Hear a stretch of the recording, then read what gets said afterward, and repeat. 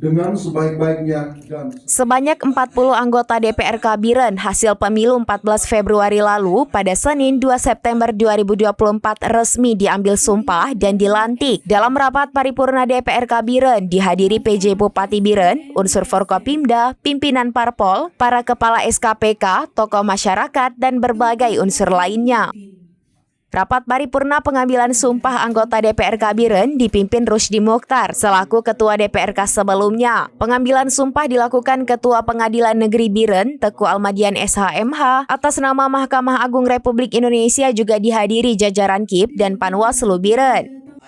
Para tamu undangan selain mengikuti pertemuan di ruang sidang DPRK Biren juga disediakan tenda di lantai bawah dan terdapat sejumlah layar monitor.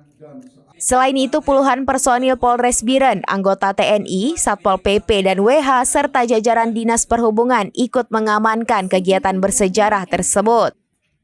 Setiap tamu yang masuk ke ruangan diminta memperlihatkan undangan dan juga diperiksa anggota badan. Dalam pertemuan tersebut, Ketua DPRK lama Rusdi Mokhtar menyampaikan sambutannya. Sementara itu, PJ Bupati Biren Jalaluddin SHMH membacakan amanat tertulis Menteri Dalam Negeri Muhammad Tito Karnavian.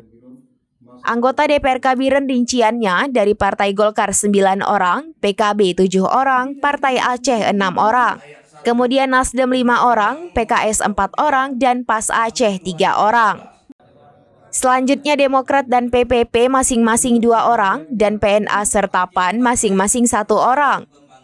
Dalam rapat paripurna juga menetapkan ketua sementara, yaitu Juniadi SH dari Partai Golkar sebagai ketua sementara dan Surya Dharma SH dari Partai Kebangkitan Bangsa sebagai wakil ketua sementara.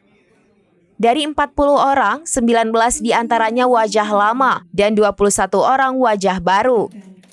Dari jumlah tersebut, 4 diantaranya merupakan kaum ibu, yaitu Hajah Rosnani dari Nasdem, Husnidar Muhammad dari Golkar, Adnan Nurdin dari PKB, dan Rosnawati dari Golkar.